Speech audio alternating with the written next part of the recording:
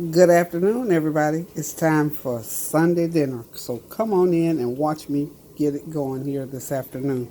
Okay, on the menu today, I'm going to make a big old turkey meatloaf, kale, not lima beans, pinto beans, and let's see, yeah, kale, pinto beans, oh, and a big old meatloaf.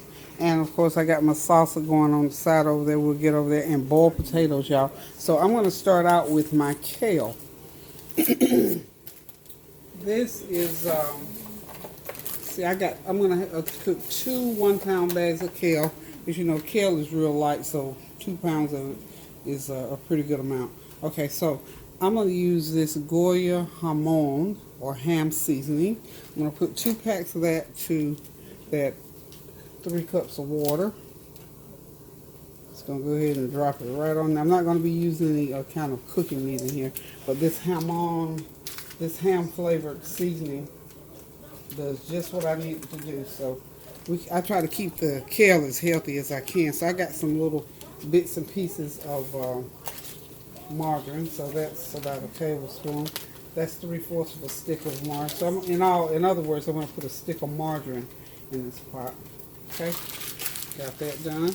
And then I'm going to add a tablespoon of salt to it. This is my sea salt. I try to use sea salt as much as I possibly can. I just like the way it seasons up. It's supposed to be a little bit healthier, so about a good tablespoonful. And then if I need to add more later, I can. And of course, you know I'm going to put about a teaspoon of my complete seasoning there. This is just to give it that extra bit of flavor. Okay, that's a teaspoon of my complete seasoning. And of course, I always use super fit greens. Okay, they're completely washed and ready to use. You know, somebody said something to me, oh, you don't wash your greens. No, I don't, because that creates a cross-contamination situation. They've already been washed and taken care of properly, so I'm just going to start adding them. Make sure that pot is boiling real good. Just take them right out of the bag, put them right into the pot. So I'm not going to do anything to harm this thing. Okay, let it go like that. So that first bag is in there. Okay. And as you know, as the heat hits these greens, they'll start to wilt. And I'll be able to get both bags in there. So we're just going to chunk them down a little bit more. Put that seasoned water all on them. And I'll probably end up putting another cup of water in there just to make sure they have enough. Excuse me. Okay. A lot of times I'll keep me some raw kale out. I got so much bagged lettuce in my refrigerator and I don't have any space for it. So all this is going to go in the pot. I haven't done kale in probably a couple of months now. So we were due for a kale pot. You know, kale is always good. It goes with any meal you fix pretty much. Like I said, make sure that water is boiling. Boiling. And as I'm doing this, I'm going to go ahead and add, and I always keep water in my kettle. I'm going to go ahead and put me another cup of water, so 4 cups of water. Because I'm using these 2 pounds of kale in there. Okay.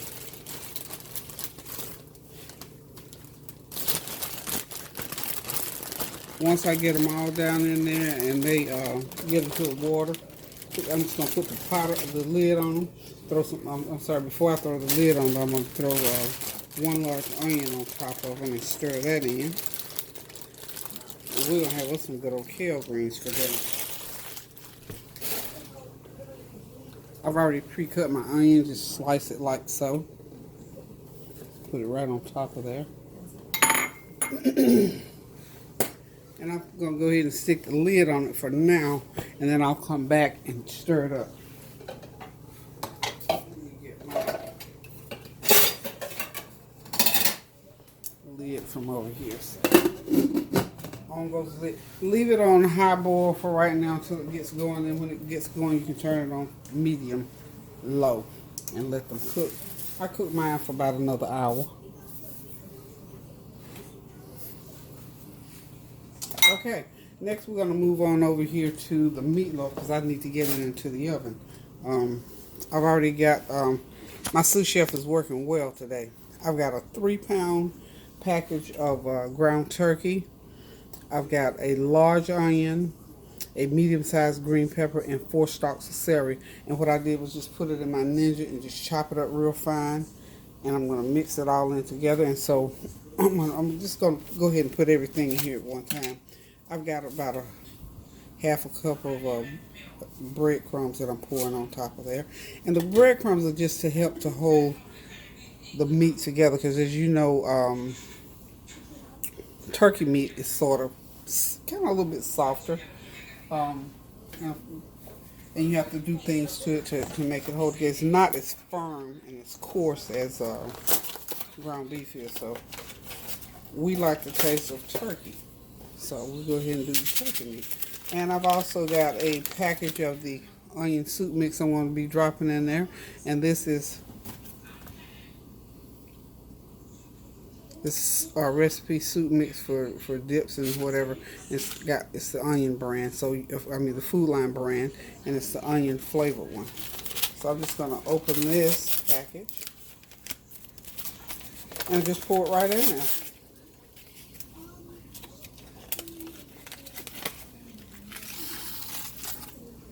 All in. Okay, now I am going to dash it with a tablespoon of black pepper.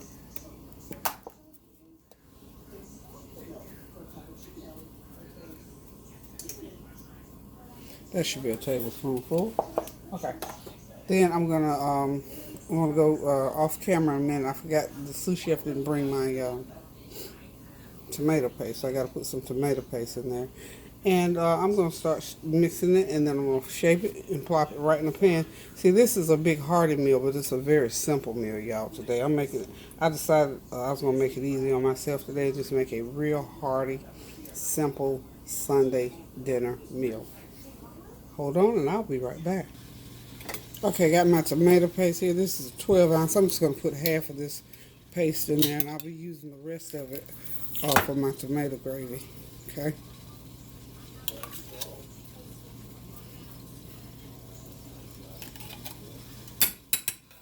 Got half of it in there. Okay, so what I got to do next is just go ahead and mix everything. So you got all the ingredients. This is for 3 pounds of ground beef, of ground turkey rather.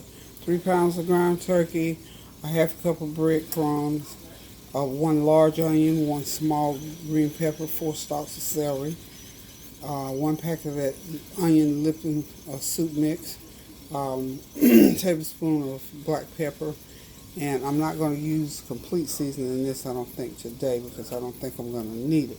I am going to use one other thing that I have. I think I've got, let's see.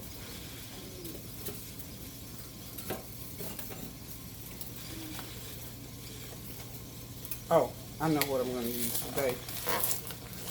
This is something I'm trying new. I'm going to hit it with about a teaspoon of garlic powder as well. Teaspoon, just a little bit, not a whole lot. You don't need a lot of garlic powder. So just a little bit of garlic powder, just enough to give it that little flavor.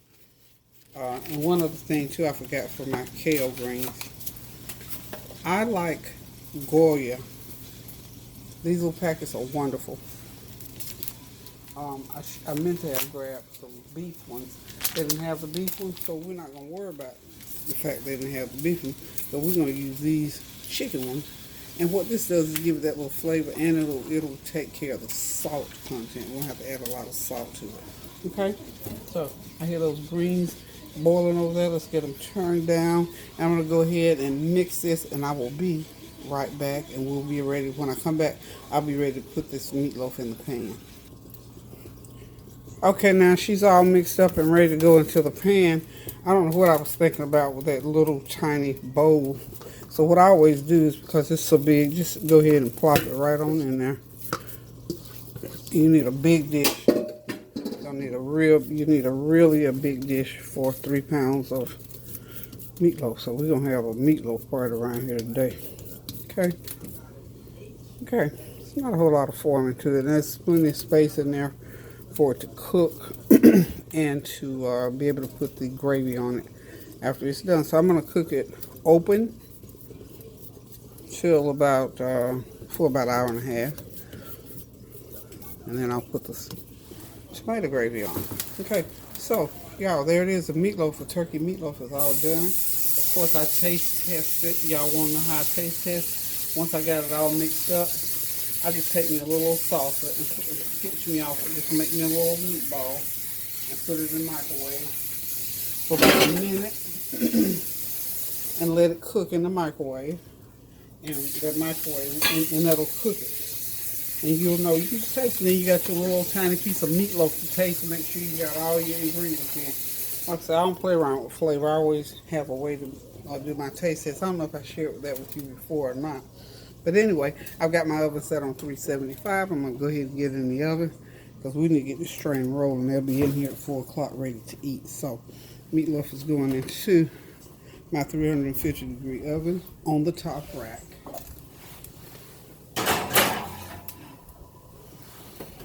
There it is, y'all. It's in there.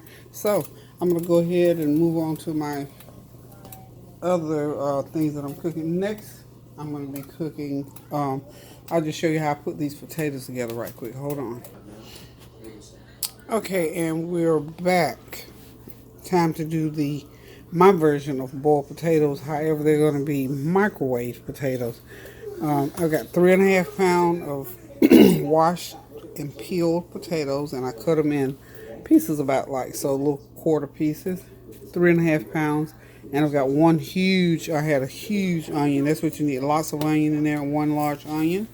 And then I'm going to season them with a tablespoon of my sea salt. Okay. And I'm going to use a couple packets of my Goya chicken flavored powdered. This is like bouillon cubes, but it's in a powder form. This is really good, so I'm going to make sure I get that all coated on there. And we're going to go in with a couple teaspoons of black pepper. Okay, season them up real good. That's about a couple teaspoons. And of course, you know you got to put a little garlic powder on there. Tablespoon of garlic powder, okay, and just a hit, good teaspoon of complete seasoning. Now you got to put the complete seasoning. Now, next I'm going to go ahead and just put them into a container.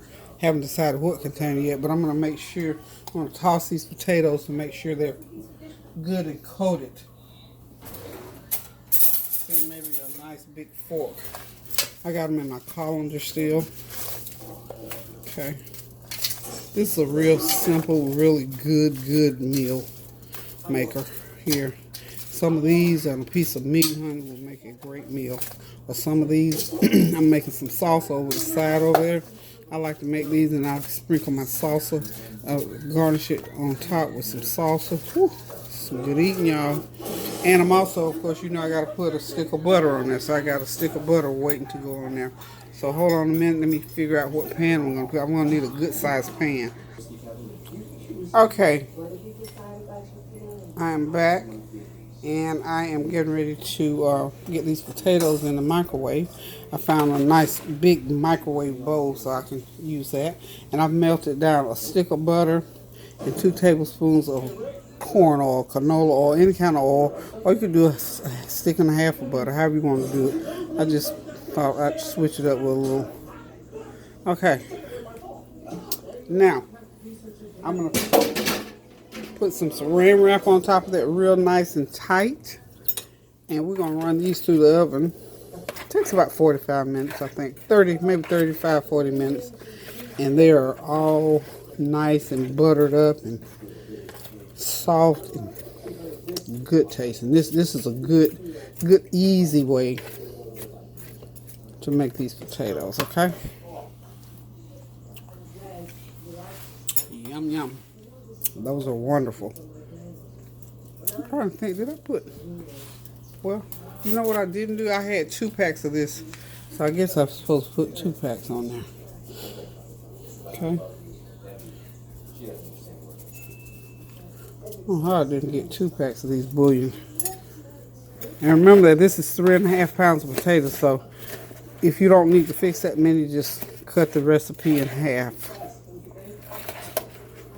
Okay.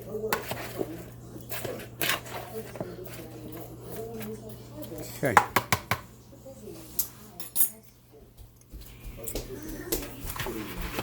You don't have to add any water, not at this point, unless later on you look in there and they're not soft enough and don't have enough liquid. Then you can add water. But at this point, they go in no water, just the butter and all the other seasonings. So hang on, let me get some saran wrap. Okay, got those potatoes in the microwave. I set a plate on top of mine because I could not get that saran wrap to seal properly around that particular kind of bowl. So I'm going to put them on like I'm cooking 4 baked potatoes, and I think that should do it. If not, I'll come back and let you know. Okay, y'all, I'm back. Forgot about the pinto beans. I had a few pinto beans, maybe about 2 or 3, about 2 cups of pinto beans that I cooked the other day. So I figured that's not enough to put in the freezer. So what I'm going to do with them is add a can of already cooked pintos to it. And I'm going to let them just cook down. Cook into that gravy. So that's how you can spruce up some pintos and add another dish to the meal. So my family loves these pintos. So I thought, I remember I cooked that 2-pound bag the other day. Well, that was already had about a couple cups left. So had this can of beans sitting around. I thought, why not spruce those up and throw those back into the menu today? So we're going to just cook these until they cook into that gravy that was already there. Basically, I won't have to add any more seasoning to it because the juice from those other beans is there. So just one of those quick tips for leftovers and for using canned food. Canned food is good a lot of the time. Maybe not always the healthiest, but it's quick and easy. So a can of canned pintos to my already fresh cooked ones. So hold on, we'll be back in a few minutes and we're going to wrap this up. Hey y'all, I'm back. Get ready to make the gravy for my meatloaf. In the pan, 4 ounces of tomato paste, a half a cup of celery and onions and green pepper chopped up. And I am going to use 1 can of diced tomatoes. And I got a couple tablespoons of brown sugar. And I'm going to dash a teaspoon of black pepper. I'm going to put it there. I'm going to cook it for about 10 minutes and it'll be ready to pour over. I try to cook it as close to being complete as possible. Then I just pour it over the meatloaf. Yum, yum, yum, yum, yummy. That makes for a nice meatloaf gravy. Real simple, real easy. No hustle, no bustle. I need to put a little bit of salt. I forgot my salt. So let me locate my salt and I'll put a little bit of salt in there. Of course. Oh, there it is. I think for extra flavor, I'm going to go ahead and put one of these packets in there instead of just regular salt. I'll put one of these seasoned chicken bouillon cube. I'm going to try with a half one. I'm not going to put a whole one. Put a half one in there. Okay. That's to blend it out. What's up, Kylie? Perfect. And that cooks a little bit. Because the meatloaf is ready over there. What are you trying to reach, baby? She's trying to reach her milk. Hold on just a minute. Let me get baby girl her milk. Kylie, where are you? You right here. What you want, baby? Tell grandma what you want. You want your milk? Honey, she stays in this kitchen, honey. She know grandma won't feed her. Y'all hold on just a sec. Okay, y'all, it's all ready. The flavor train is rolling in. That's that good savory kale cooked down to perfection. Over here is some nice tender cornbread made with House Archery cornbread meal mix. That's that good old meatloaf. Old fashioned meatloaf, y'all. Old fashioned meatloaf. That baked in meatloaf. And of course, those pinto beans. And some good old creamy microwave cooked my version of boiled potatoes. So we get ready to sit back, relax, and enjoy this meal with some cold lemonade, y'all. So thank y'all for tuning in, and as usual, keep those prayers going up so the blessings will continue to come down. Until I cook again, y'all. Toodaloo. Love ya.